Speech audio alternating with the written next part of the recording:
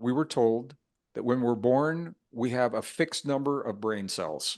Now we know that simply isn't true. New science and reported in peer-reviewed journals, we're creating new brain cells, new neurons from a very special part of the brain. It's called the hippocampus, until the last breath we take. But there's a catch. The catch is we produce those new cells if they are not engaged in a meaningful way, because they're not being used, that they're not needed. And this is one of the fundamental tenets of biology. We've all heard this: use it or lose it. We've heard that.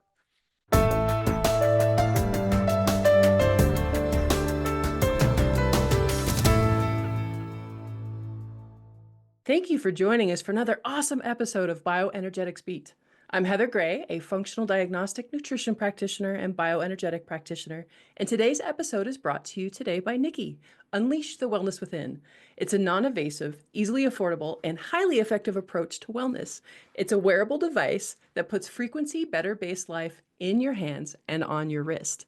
Make sure to stick to the very, very end because we have an awesome giveaway like we typically do, but you're not going to want to miss one word out of my next guest's mouth. So we got Gregg Braden, is a 5-time New York Times bestselling author, scientist, international educator, renowned as a pioneer in the emerging paradigm based in science, social policy, and human potential. From 1979 to 1991, Gregg worked as a problem solver during the times of crisis for Fortune 500 companies, including Cisco Systems, where he became the first technical operations manager in 1991. He continues problem solving today as his work reveals deep insight into the new human story and how discoveries inform the policies of everyday life in the emerging world. To date, his research has led to over 15 film credits, 12 award-winning books, and now published in over 40 languages. Like, wow. And I know we're going to be diving deeper into his newest book coming out called Pure Human: The Hidden Truth of Our Divinity, Power, and Destiny. He said nobody else has a copy of this right now, so I'm feeling super special. But without further ado, let's welcome Gregg Braden to the show. Hey, Heather, thank you so much for that warm introduction. You know, it's always interesting when I hear somebody read that. 1979 seems like a really long time ago. When I hear you read, though, even 1991 when I was at Cisco seems like a long time ago. 78 is when I was born, so. Well, that puts it all in perspective then, right? Hey, well, that copy, the copy of the book is not released to the public until the end of January as a hardcover. What you have is a rare collector's edition of what's called a galley proof that goes out to for review before the book even goes to the printer. Before it even goes to the printer, those go out. And it's rare because they didn't even send me one. So I'm going to make a phone call when we finish here.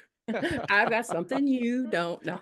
I know, I almost want to send it to you so I can get you to sign it, but I'm afraid you won't send it back. I would be honored. I'll send it back. Yeah, you know what? I'll be in Boulder early in the year filming with Gaia up there, and let's do a rendezvous at the hotel. I'd be happy to sign your. Oh my gosh, deal. Totally done. in the lobby of the hotel. Okay.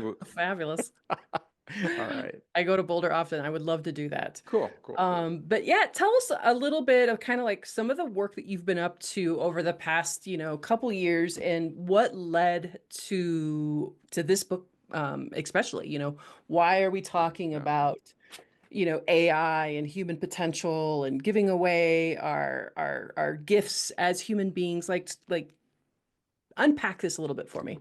Yeah. Well, thank you for the opportunity to do that, Heather. This last couple of years, this is the 47th year that I've done this work in one form or another. And I feel like every book I've written is a good book that focused on one facet of the human experience. I think this one really pulls it together and addresses what we are seeing happening in our world in a very real way right now. And I did a couple of things in this book I've never done. First, I actually took 7 months off from traveling with just a couple of contractual commitments that were already on the books. And I wrote this book at home. Typically, they're written on airplanes, in airports, in hotels, in some form of transport.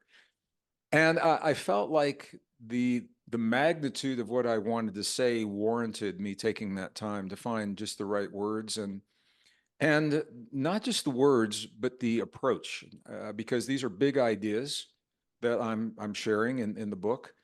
Also, for the first time, I wrote exactly what I wanted to say, irregardless of how any publishers or anyone felt about what I was saying. I didn't pull any punches, and it's not that I've caved in the past, but I've been publishing with a self-help publisher, and they like that slant. They want everything to lean toward some kind of self-help, and I'm happy to do that. And they're good books, and this one does as well, and it does so in a little bit different way. So, first of all, the book, the full title, "Pure Human: The Hidden Truth of Our Divinity, Power, and Destiny." This book is a celebration of our humanness in a time when human biology and the fact that we are human is being denigrated publicly in the media, through education. Our young people are being taught that we are a flawed form of life. And because we're flawed, we need something outside of us to give us the edge, to make us successful in life and to be the best version of ourselves. That something is being touted as technology, Heather, and the book is describing what that technology really looks like, and why it's probably not such a good idea. It is a celebration. My hope is that when the reader finishes this book, at the very least, I'm really hoping that they walk away with a deeper appreciation for what it means to be human, because we're absolutely not what we've been told. We're so much more than we've even probably allowed ourselves to imagine that we are. And the science is telling us that. And then I've included that in the book. And maybe even more than appreciation, I'm hoping that the reader walks away with a sense of pride, being proud of our species, proud to be a human, because we are a rare, precious, sacred, and unique form of life. And the reason that I've written this now is because the best minds of our time are telling us that we are on a dangerous trajectory as a species, that unless we change the way we think about our relationship to technology, that most probably you and I are the last generation of pure humans that this world will know. And if we are unique to Earth, it's the last generation of pure humans that the universe will ever know. They are saying in specific dates, by the year 2030, 5 years from now, that when you speak with someone on the street, you'll be speaking to a hybrid of natural biology and some sort of synthetic or artificial technology, not outside the body, but that has replaced something in the body. And we're talking about computer chips in the brain, AI in the brain, chemicals in the blood, RFID chips under the skin, throughout the body, nanosensors moving throughout the body. And as we go through this conversation, I'll unpack why those are not good for our species. But unless we change the way we think, we've got a very short window of time to make the choices that really support life and life as we know it. That is part of the book. The next theme is just what I said. It's the science that is telling us that we're so much more than we've been led to believe. And where this really took a turn, Heather, about 5 years ago, scientists began looking at the human body from a very, very different perspective. So in the past, for the past 300 years, we say science emerged about 300 years ago during the time of Isaac Newton. For 300 years, we have thought of the human body, and science has viewed us as soft, sticky, wet, gooey, mushy, biology. And, it was only at the beginning of the 20th century that biologists believed that human cells were little sacks of water, saline, with some funny things floating around inside. They had no idea of the complexity of the cell. So we've been taught to think of ourselves as these failure-prone, error-ridden, vulnerable, and weak forms of life. And because of that, we need something outside of us to be the best version of ourselves. So what happened about 5 years ago? There were some very open-minded uh, scientists that, number one, began crossing the traditional boundaries that have separated the sciences in the past, that separate biology and physics and geology and electronics and all those things. And number two, and this is where it gets really interesting, they began looking at the human body not from a biology perspective, rather from an IT perspective, information technology. And that's a very, very different way to think. And they began recognizing that we are such an advanced form of life. We're not primitive, hard technology like silicon chips, and dials and switches. We're more than that. We're neurons and cell membranes and DNA that is programmable. It is self-diagnosing, self-replicating, self-actualizing, self-healing. And when they began to do that, the studies no longer appeared in the biology textbooks. They started showing up in these very obscure technological journals like IEEE, an engineering journal, or the Journal of Advanced Computing Technology, and things like. Nobody reads. I mean, nobody in our genre is reading these typically. So the studies are there. They're just not as accessible. And in this conversation that you and I are having now, I'd like to go through and we'll unpack some of those. But this is what shifted about 5 years ago. And the value of knowing this is that once we begin viewing our humanness from an information technology perspective, what scientists have found is that we meet, and in many cases, we exceed the capabilities of the very technology that they're asking us to put into our bodies to replace our natural systems. We are the technology, and we're only beginning to understand what that means and how it works. So it's a long answer to a short question. And well, I would never expect that you read the entire book. Were there things in the book that stood out to you that as you were paging through it? I did. I got about a quarter of it through, but then I was also at yours and Bruce Lipton's, talk in Denver a Mm-hmm. couple of months ago, which you kind of unpacked some of this same stuff I was reading, and I was like, Yeah, oh, right, he talked about that in the conference. yeah. And I did actually. So it's such a funny dance with technology these days. Like right now, I've got a ring tracker on. I've got a Apollo Neuro, which is a Vegas stimulator, and then of course the Nikki watch, which is a frequency, so more working in the bioenergetic field. And then I used AI to help me come up with some of these questions of, because it knows my audience, and then, Mm-hmm. put married yours together because you're just so freaking smart. And I sometimes like it's weird because I understand what you're saying on intuitive level, but then to put words to it, I have a really tough time. So I've actually was a little nervous about this. Is the first time ever I was nervous about a podcast interview with you Oh, because Heather, well, I know first how of down to all, earth you all are, but at the same yeah. time, I just was like, I don't know if I can play in Well, the same realm as him. well, thank you for that. And please rest at ease. This is, you know, nature and life are simple until we make them complex. And we can make them very complex with big words and with mathematic symbols to represent the ideas, but the ideas themselves are very simple. And when I wrote this book, I wanted to write it for everyone. It's written for truck drivers and homemakers and students, as well as engineers and healthcare professionals, because we're all in this together. And now there's another component of the book that we haven't talked about yet. We're in this together. This is the fact that we have an expiration date to the choices that we're making regarding our humanness, and it's not very far away. It's the year 2030. The For a number of reasons, whether we're talking about cosmological cycles or indigenous cycles of indigenous wisdom, or we're talking about organizations, um, forces and powers that be in the world. They are all looking at 2030 as the convergence, the year and it's no secret to anyone watching this, Heather, it's no secret that there's an effort to remake our world. That is very obvious. What's not so obvious is that that effort includes the desire to remake the human body.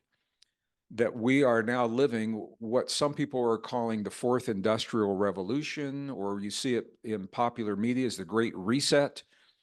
It is a vision for our world that is very, very different than the world we have today. It's a digital vision where everything is digitally represented in a massive database run by a massive AI that tracks everything, that literally has digitized. We can track every animal on the face of the earth. Every giraffe has a digital ID. Every fish in the ocean, we can do this now.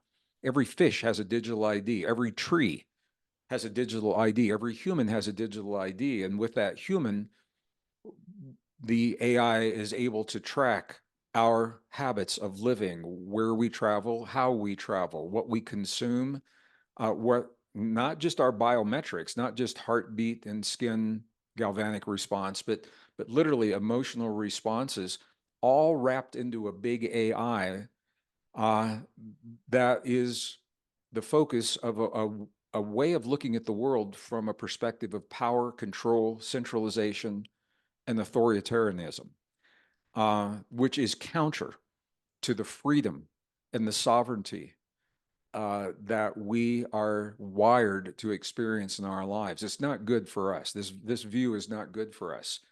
The technology itself, I'm a tech guy. I was a senior computer systems designer during the Cold War in the defense industry. I saw the most advanced tech. I worked on a project called SDI, Star Wars Defense Initiative. I'm not bragging about that, but the point is that I had access to this advanced technology, advanced lasers, communications, radar systems. I mean, it was amazing then. I can only imagine where it is now. I'm not in the industry. But the point is this. To this day, Heather, I have yet to see any technology built outside of us that doesn't mimic what we already do in the systems and the cells of our body, except we do it better. Now, that program that you were in Denver, Colorado, with Bruce Lipton, I don't know if you were in the room when this happened. There were some young people, I say young people, and I'm talking about late teens, early 20s, who have been raised to worship technology, the computer chip and artificial intelligence, and they don't know a world where that doesn't exist. And they were surprised at what I shared with them on the screen. So there were a series of studies that were done. Now, do you mind? Can I just run through a couple of these absolutely, please. Really quick? Because I was raised the same way. First of all, I'm just going to back off for about a half a step here. The things that we're talking about in these perspectives are very, very different. A very different way of seeing things for many people. And I want to acknowledge that right off the bat. And it is for me. I was born and raised in a rural community in northern Missouri, right in the middle of this big, beautiful country we live in. Man, nobody was thinking about this. Nobody had these conversations. And I was taught to live in the box as a scientist, to stay in the box of geology or biology or chemistry or physics. And a part of my healing the academic healing has been the process of breaking the stigma that comes with crossing those traditional boundaries, because they don't exist. Nature doesn't know where chemistry ends and geology begins. Those are our artificial boxes. But it's only by crossing those traditional boundaries that we're ever going to get anywhere, to have a deeper understanding of who we are and our relationship to the world around us. So I'm just saying what I'm saying. I'm a student. I'm still learning. And it took me years. I turned 70 this year. It took me a lot of years to learn to cross those traditional boundaries. And I lost a lot of credibility as a scientist when I began doing that, when I began talking about spirituality and science. And in this conversation, we're going to go even deeper. We're going to talk about human divinity. And when you link human divinity with the natural sciences, it becomes a very difficult conversation, and for some people, and that's okay. I'm not beholden to any peer pressure, any corporations, or really any publishers. So I have that freedom to share what I have found to be true. And so that's a lot of the motivation in terms of why I wrote this book the way that I did, and why I'm sharing it now, because this is the end of 24. Beginning right now, it's already happening. Beginning 2025, we are all going to be inundated with very slick marketing that is encouraging us to make choices in our lives that they're going to make those choices look really attractive, and they're not good for us at all. They're going to say we live in a safer world. They're going to say we're healthier in our bodies, that life is so much easier if we just give something away in exchange for the technology. Well, what we're giving away is our very humanness and the qualities that we cherish as a species. So when you talk about the technology that you just pointed out, I love that technology. It's outside of our bodies. And where I'm pushing back is on the technology that we're being asked to use to replace our natural biology. And there is an entire movement on the planet that is based in a philosophy that is called transhuman movement, transhumanism. So anyone that hasn't heard that, trans means beyond, just like transgender means beyond gender. Transhuman The first time means, you used that expression, though, you kind of had to, I've got a transgendered son. So you made me, turn my head a little fast. I was like, what did he just say? What is he talking yeah. about? Well, this is why, because words are powerful, and Right? they carry a lot of meaning, and in some cases a lot of baggage in our society. So the word, you just break them down. The word trans simply means beyond. And so transgender means move beyond the gender boxes and into a very different way of thinking compared to the way that most people are indoctrinated to think. Transhuman, it means beyond human, the merging of technology with biology. And that is an entire philosophy that's not new. But what makes it different, Heather, is for the first time we have the technology now to edit genes and to replace parts, insert computer chips into the human brain. The FDA just approved these this in 2023. The Neuralink chip, computer into the human brain. So we now have the technology that can take the ideas that have been around for over 100 years and actually put them into practice. And it's all within this umbrella that we are now facing of a vision by a handful of people in very powerful places to remake the world and to remake our bodies. I'm pushing back specifically on the transhuman portion of that, because the evidence tells us it's not good for us. And the science tells us that we actually embody so much of that technology already. So I was going to share one of the studies that was done. This is fascinating. It was, I think it was Stanford University, was comparing a computer. Well, I'm even going to back up from that. When we talk about computer chips, one of the reasons young people are so, they're so drawn to them is because they're touted to be so powerful. Are they fast? Absolutely. Are they efficient? Absolutely. Are they scalable? And this is where it starts to get really interesting, because every computer chip will be limited by the physics of the stuff it's made of.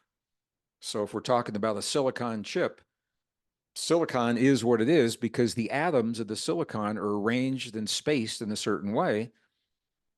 Information has to move between those atoms, and it will only move so fast. It's not going to move any faster because those atoms are fixed. So is it fast? Yeah. Efficient? Yeah. Is it scalable? Well, we say that it is, the scalability is finite. It goes up to a limit and then it has to stop. Now you get to a human neuron. What is the scalability of a human neuron? And I love sharing this because the answer is we simply don't know. And the reason we don't know is what makes us so powerful. Every time scientists push a human neuron to what they have believed and accepted as a limit in the past. We do what humans do. We morph and adapt to that new condition, and then we open up an entire new vista of potential. In the case of a neuron, a new processing potential, and we do it again and again and again and again. So what is our scalability? We have to say right now, it looks like it's infinite. It's infinite because every time we think we hit it, we change to embrace those new conditions. But it doesn't stop there. The Stanford University that did an experiment where they compared a human brain to a microprocessor, one of the most advanced microprocessors that we have today. Now, when I heard this, my mind was asking a bunch of questions. How can you compare a brain to a microprocessor? Well, what they did was in the brain, we have what are called synapses, the little space between the neurons where we see the information flash when we're looking at sci-fi movies and stuff like that. They equated those synapses to the transistors on a microprocessor, and interestingly, there's about the same number of synapses in the human brain as there are transistors on the microprocessor. So they ran the experiments. The bottom line, and I won't bore everyone with all the details, the bottom line is the human brain is 100-fold more efficient than the computer chip when it came to processing. And part of the reason for that is that we triage the information. When it comes to us, we break it down and send it to different parts of the brain that process differently, and then we pull it all back together. Someone asked me this week, I don't know if you are up on this, Heather, but Google announced late last week that they had now developed the first quantum computer chip, quantum computer processor. The name of the chip is Willow, which is interesting because that's our eldest fur baby's name. Our little kitty is named Willow. So we have the first quantum computer processor. And so everybody says, oh, well, the humans can't possibly outdo a quantum processor. Well, we are quantum beings. This is actually, now we're talking about the technology further mirroring what we already do. Because one of the reasons we're so fast is we're processing information in nonlinear ways, quantum information processing. And, it goes on and on from there. But the point that I was making to those young people was that computer chips are amazing and there's a place for them. But we don't want to replace our natural systems, our natural biology with those. First of all, we are more efficient. And then the second part that a lot of people don't realize, and I'll just use a computer chip in the brain. And the chip I'm talking about, this is a company called Neuralink, Elon Musk's company, one of his companies. And the FDA last year, 2023, again, they approved the first computer chip planted into the human brain that allows the brain to communicate with the computer without using a keyboard or any wires. It is all done through kind of a Bluetooth technology. And, when I speak to young kids about that, they say, wait a minute, Mr. Braden. And I say, no, please, just Gregg. And they say, okay, Gregg, are you telling me if I get a computer chip in my brain, I can play Grand Theft Auto 2 without ever touching a keyboard or a joystick and no wires to the computer? And I say, yep, pretty much. That's what they're telling you. And they say, well, sweet, bring it on. Why wouldn't they? Because they've never been given a reason not to accept something like that. But here's the flip side. I have no idea how old you are, Heather. So I don't know if you remember this or not. When I was a kid growing up, 1950s, 1960s, I know you weren't here that during that time. 78. Well, okay, I don't know if this idea perpetuated in 1978, but many of us remember, we're old enough to remember, we were told that when we're born, we have a fixed number of brain cells. And when you get into college, every beer you go drink, you're going to kill those brain cells. And you've only got so many to start with, so lay off the beer. I mean, that was the leverage. Now we know that simply isn't true. New science reported in peer-reviewed journals, we're creating new brain cells, new neurons from a very special part of the brain. It's called the hippocampus until the last breath we take. But there's a catch, and that catch is what makes it relevant to this conversation. The catch is we produce those new cells if they are not engaged in a meaningful way. Within about 7 days, within about a week, they will atrophy and die because the body feels it's because they're not being used that they're not needed. And this is one of the fundamental tenets of biology. We've all heard this: use it or lose it. We've heard that. We are an on-demand system. And when we stop utilizing the functions in our bodies sense that they're no longer needed, and those systems will begin to atrophy in one lifetime. And if that's prolonged, then through epigenetics, it's passed the next generation. And pretty soon, a capability that used to be common becomes a vestige of our past. And this is how you lose a species. What I just said about the brain cells works throughout the whole body. It works for sexual reproduction. It works for muscles, muscle atrophy. It works for the immune system, and that's important to all of us.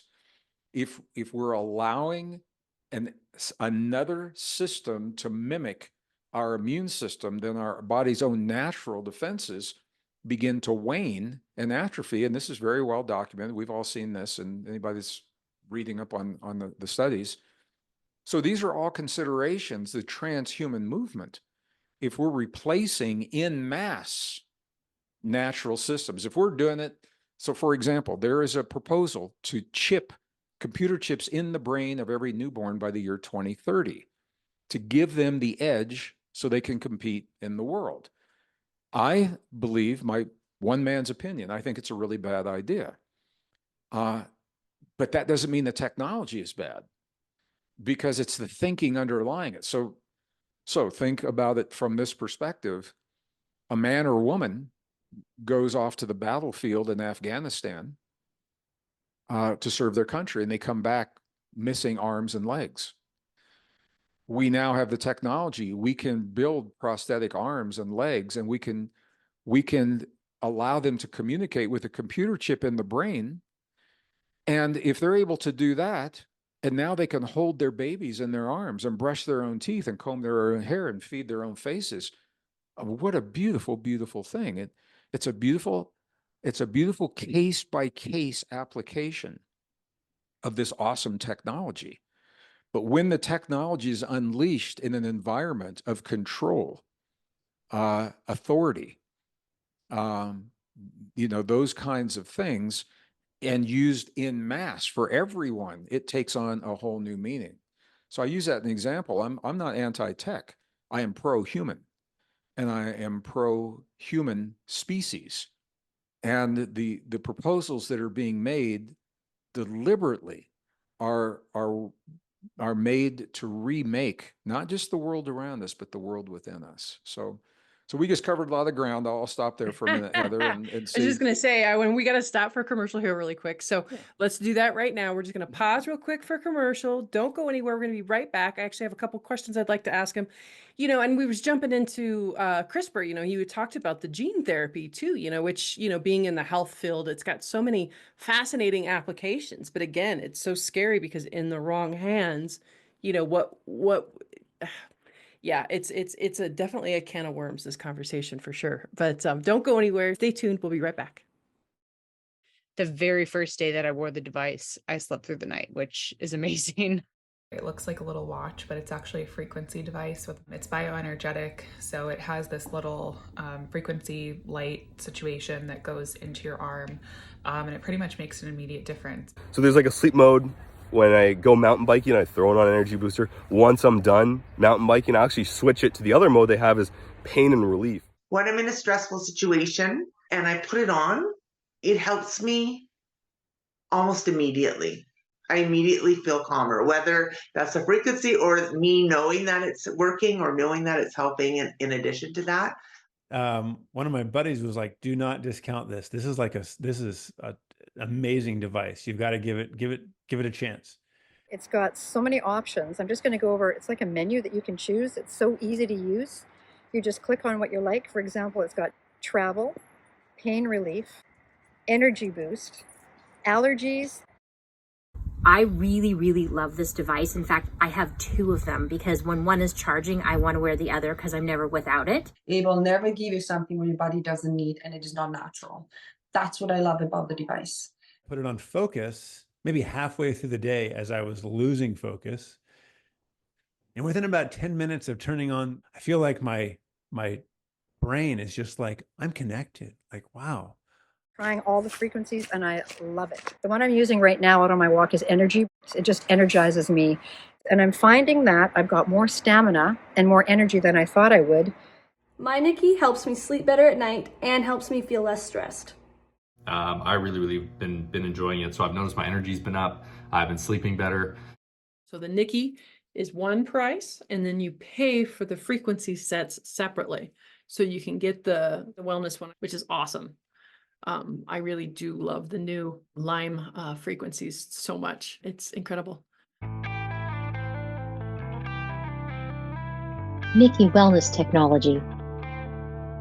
Delivering frequency enhanced health. We are Nikki.com. Fantastic. Welcome back. So are your guys' heads blown a little bit? I know this has got to be on people's minds as we're seeing things starting to progress. It reminds me of that analogy, the frog in the pot, right on the stove, that you're just slowly churning up the heat and you don't realize, it's being cooked to death. And I've seen that in the health industry, with some of the vaccines, some of the other health stuff that's happening, the 5G, all these things that have just been inundating a biological body that doesn't belong in the biological body, and seeing, an uptake in autoimmune, mental health, cancer, diabetes, obesity, the list goes on and on and on. And getting people to realize and see it, they look at you like you're crazy, right? Because they've had that heat turned up on them. And so I kind of feel like the same thing's happening with technology, just like you were saying, that it's just kind of like slowly creeping in. And then one day we're going to turn around and we've given away our God-given gift of humanism, so I actually have a couple questions for you, if you don't mind. I used AI to come up with a couple questions for you. I thought it was hilarious. Okay. So human potential in the AI age. In Pure Human, you discuss preserving humanity in an AI-driven world. How can individuals strengthen their intuitive and emotional intelligence to thrive, especially in professionals or lifestyles deeply intertwined with technology? To answer that question, we're going to dive into another facet of the information in the book and of our lives that we haven't talked about yet. So I'm going to use a word. I'll state the word, I'll define the word, and then that will lead us into the answer. And it's a word that also can have baggage for some people. It means different things to different people. The word is human divinity. Many people link divinity with religion. And I can see why, because there are schools of divinity that make that connection. But what we're talking about here, it goes much deeper. A contemporary definition of divinity has nothing to do with religion. It's simply, you're going to love this if you haven't seen it. Divinity is defined as the ability to transcend perceived limitations. And that's it. Transcend means to move beyond. Perceived means that we may be living limits in our lives that aren't even real. They're not our limits. They're other people's ideas of the limitations from family and culture and society and obsolete science and religion, peer pressure. So the ability to transcend, to become more than the limitations that we've placed upon ourselves in the past, that's a definition of human divinity. Examples of human divinity are things like imagination, creativity, innovation, the ability to have empathy for another human being, sympathy, compassion. Love begins through our divine acceptance of ourselves. Healing is only possible. Healing is only possible in our bodies when we emotionally accept the healing in our bodies, consciously and subconsciously. So all of a sudden, the idea of divinity, it's not like this peripheral concept, it's front and center. We are beings, biological beings, divinity can only be expressed through our biology.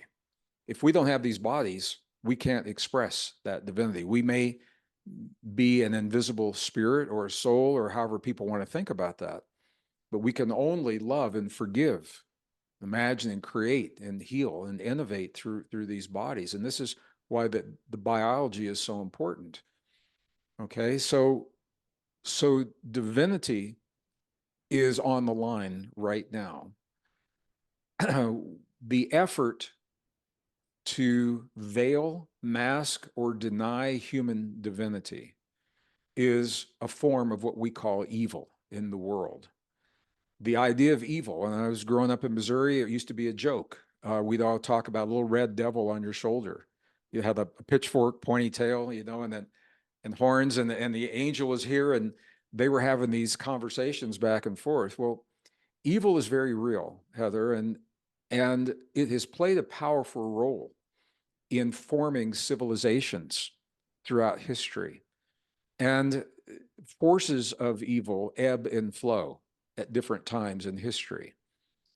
Because we are nearing this expiration date of the year 2030, there are powers and forces, corporations, individuals, nations, governments, they're all jockeying to be in the best possible position when this 2030 date arrives.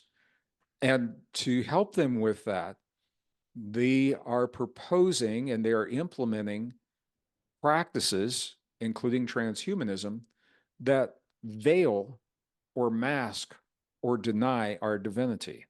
Divinity is where we find our power. Divinity frees us from fear. When you accept the deep truth of your humanness, there's very little to fear. Fear comes from the uncertainty of feeling powerless.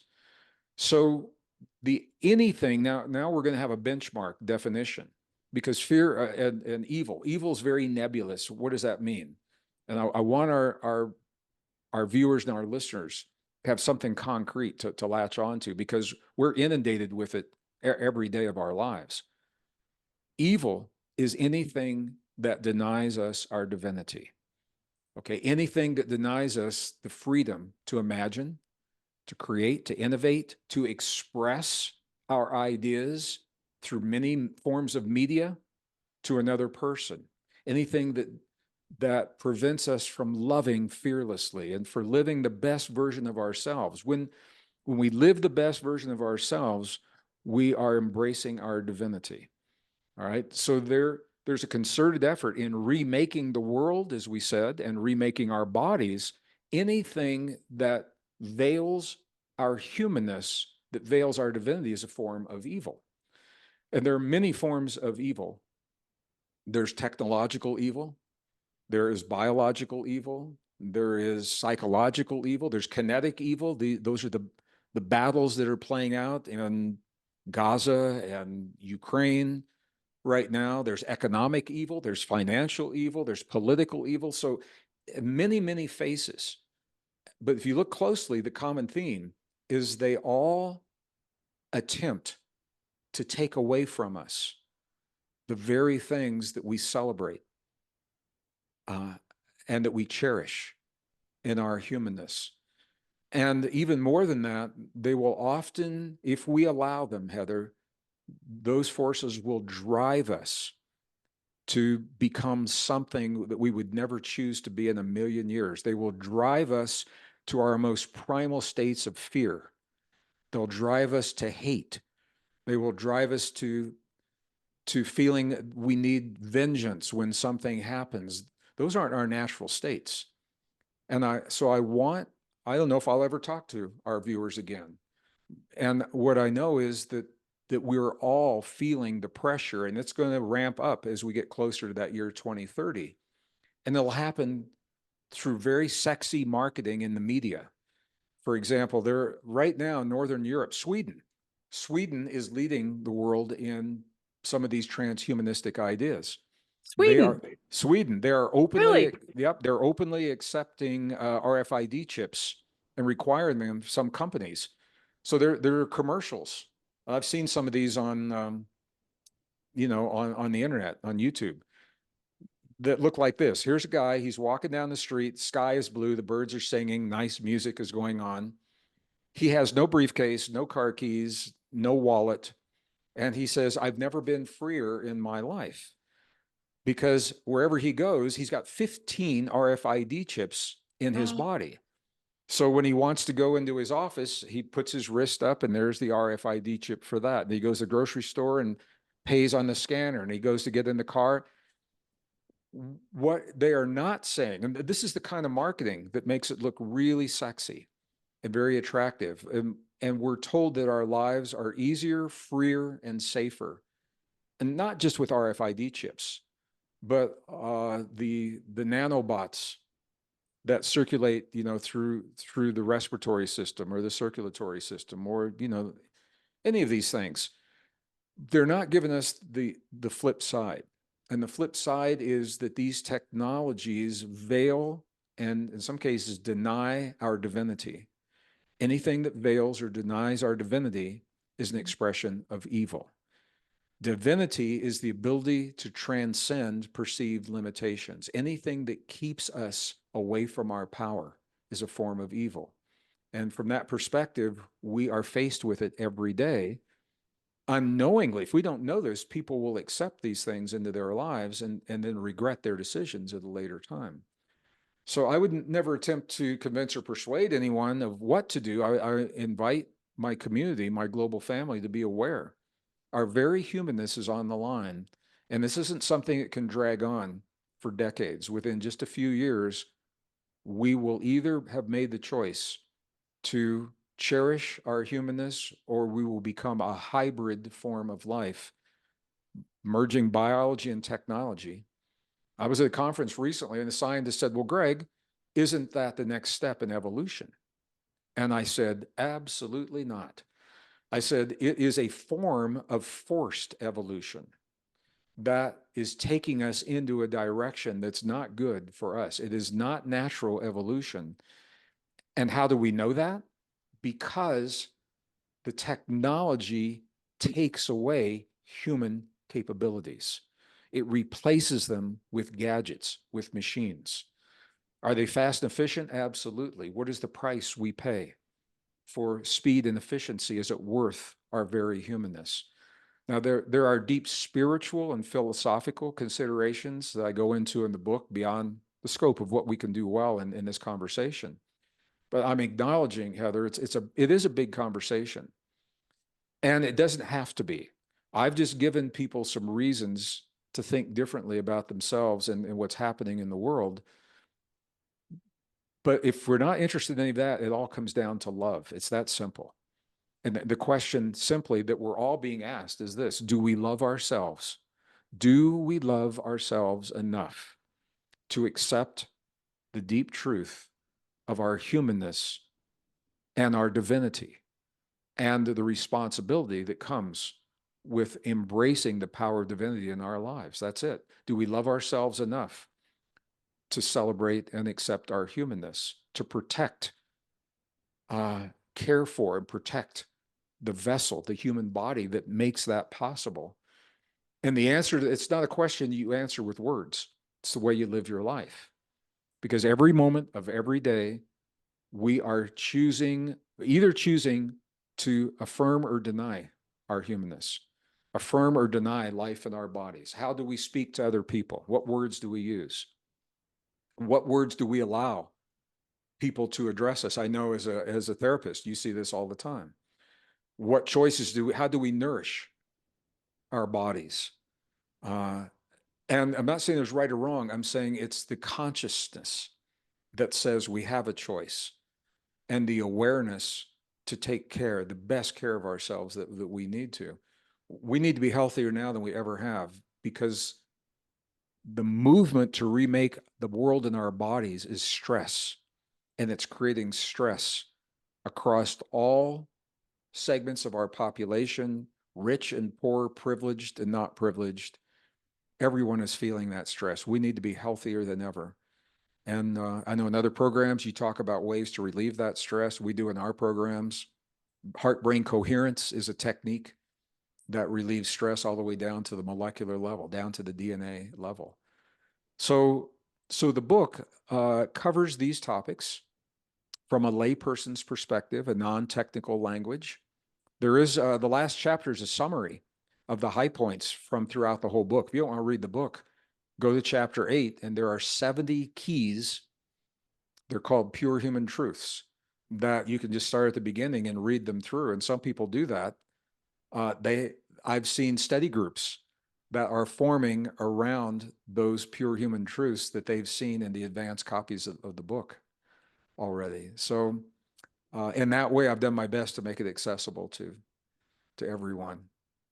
And I hope that the message gets through, because I know in my own personal experience with my own practice how hard it's been to even just convince people that we are electromagnetic beings to begin with, and things like Wi-Fi and 5G and smart meters and how these things all affect, that's one of the things I like about the Nikki, is because it's got the capability of turning the Wi-Fi off, because it affects us on a very physiological level, biological level. So you're even going one step even bigger, and I'm having a hard enough time getting people to understand, how Wi-Fi is affecting us. Well, those are the details. And I think it's important for some people. I think my experience, Heather, I think people are willing to change if they see a good reason to make the change. And we are both left and right brain beings to some greater and some lesser degrees, but everybody, even artists, I've had artists that tell me that they're so right brain that they don't even use their left brain, but you use your left brain every time you open a door to go out the room. That's your left and your right brain. Every time, you prepare a meal, that's your left and your right brain. We're all left and right brain. And what the information does is it quells the left brain. There's a left brain saying, oh yeah, how do you know this? Where'd that come from? I've never seen that. What do you mean? Once the left brain has that, it can let go and let the right brain and the heart embrace the information. And some people don't need that information at all. I do want people to know, and this is, I'm like I said, I just turned 70. In my 70 years, I've never seen evil in the world. It is so prevalent and so normalized. It's being normalized in entertainment. I'm a musician when I'm not doing what I'm doing now. It's normalized in the music industry. It's normalized in art, certainly in culture and fashion. And that normalization opens the door to an acceptance of things that they're not good for us. And they all pave the way for the loss of our humanness. This is by design. It's not an accident. And the things that are happening in the world, I had someone say to me recently, Greg, isn't it interesting? All these things happening at the same time, just spontaneously, that they're just the wars and the finances. I said, it's not spontaneous. This is by design. We're in a process. No one has told us typically that we are in that process. And the only way out of the process is to go through it. We're already in it. And so by developing an awareness and discernment, this isn't about being angry or fearful, because we're all going to get through this little window. We should do a reunion podcast 2031. We'll come back here. We're going to get through this. We're going to get through this together. But here's the deeply spiritual question, Heather, and I think this is what your clients are struggling with on an unspoken level. What do we become in the presence of what the world is giving us? What do we allow ourselves to become? Do we allow the events of the world to drive us to those deep levels of hate or fear or anger or revenge?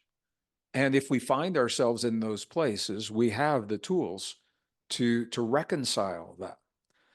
And sometimes we don't always have to fight.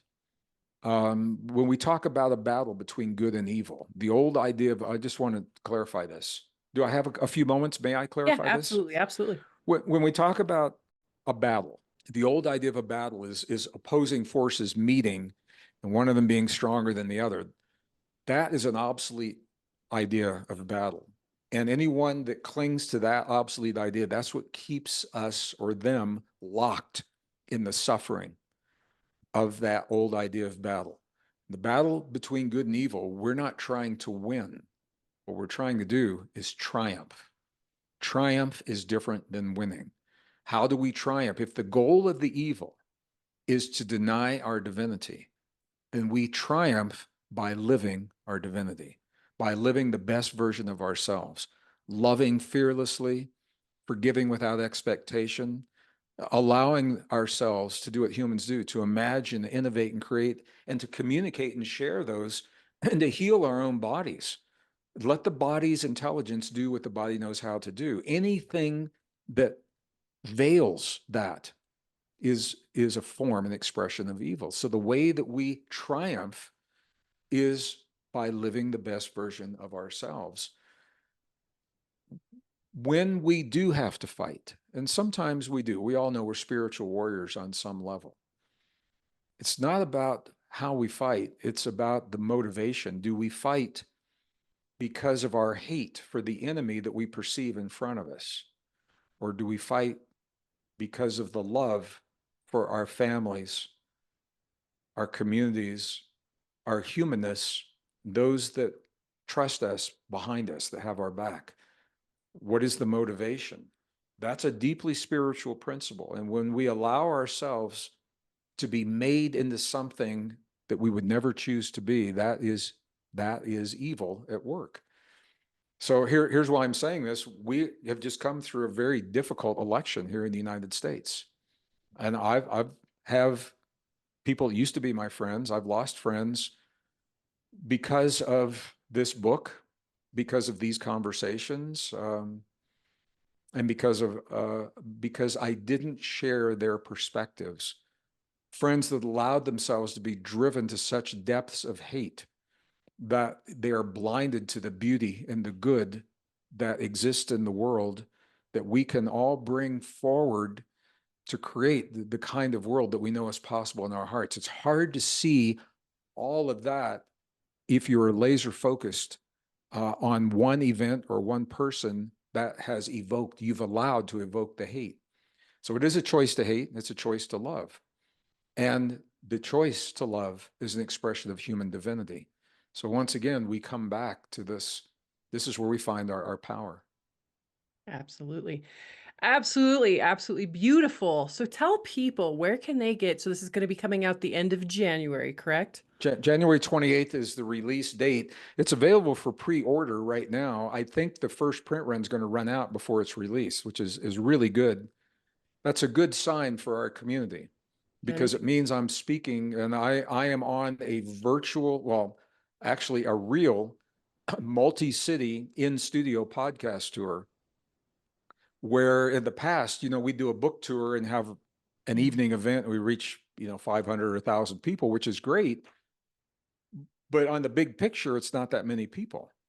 And because of technology now, in a single podcast, we can reach 10 or 15 million people in a single podcast, and across the world. And that is being reflected in the interest in the new book. So I want to thank you. Heather, the truth is, we've never done this. You have no idea what I'm going to say. And because of that, there is a level of trust that comes with you inviting me into your community. And so I want to acknowledge that. I want to thank you for your trust and sharing me with your peeps.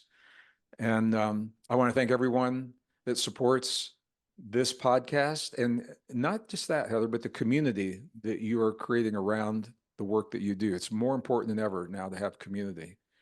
Absolutely. And and thank everyone for clicking the link that is bringing us together tonight, because I know there's a lot of other things you could be doing. So thank you all for sharing part of your day or your evening with us. I appreciate that. So where do they go to pre-order? I don't think we got to that part. You can go to Amazon, wherever books are sold, Amazon, Okay. Barnes & Noble. You can go to our website, Gregg Braden, GreggBraden.com. There's a link. There's a link that goes, I'm just thinking, my staff is all on a holiday vacation right now. And I'm remembering the last time I saw that, there's a beautiful new interface that they put up there. Oh, that's so awesome. they can click there. It is a Hay House book. I think you can probably go to Hay House website as well, and they have it on their website as well. Well, we'll definitely have stuff in the show notes. And then also make sure to visit wearenikki.com/podcast. Enter in BioBeats to get 10% off. And because we really love our customers and the way we show appreciation, we give away a free Nikki device plus a wellness suite of frequencies on every episode. That's a $598 value. Wow. So make sure to go to the show notes, sign up. Good luck to you, and make sure have a healthy day. Thanks for joining us. Thanks so much. God bless. Mwah. There's a new word for wellness, Nikki. Nikki, the bioenergetic wearable designed to help you feel better and perform better. Other wearables just track how you're doing. Nikki is about helping you do better. Touch the Nikki screen to choose the frequency you want for what you want to do and how you want to feel. Nikki puts a personal wellness center in your hands and on your wrist. Be better. Do better. wearenikki.com. Hey, I'm Steve. I'm an engineer, a biohacker, and a dad, and I love my Nikki. I use 3 different programs on this one mostly. In the mornings, I run Energy Boost, which honestly is about the equivalent of a cup of coffee. I still have my coffee, but this does make a difference. After work, I run my stress and anxiety program, and that takes me from being like, task mode from work to really kind of chilled out dad mode, which is nice. And occasionally when I need it, I run the pain program as well. I actually tore my ACL last September, middle of September, and I was running again by middle of October. No surgery, no therapy, just the pain program once a day. So I've worked with red light therapy for several years now, and like I said, this is just about my favorite because it is so easy to use. I just put it on my wrist in the morning, run it all day, don't even notice it's there except for how I feel. So I love it.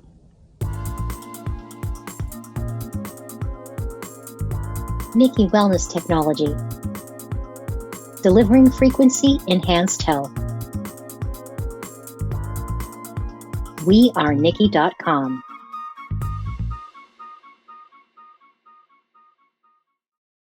The views, information, and opinions expressed in this content are solely those of the individuals involved and do not necessarily represent those of Freemedica. Freemedica Technologies, Inc. and its employees are not responsible, nor verifies accuracy any of the information contained in the following content. The primary purpose of this content is to educate and inform.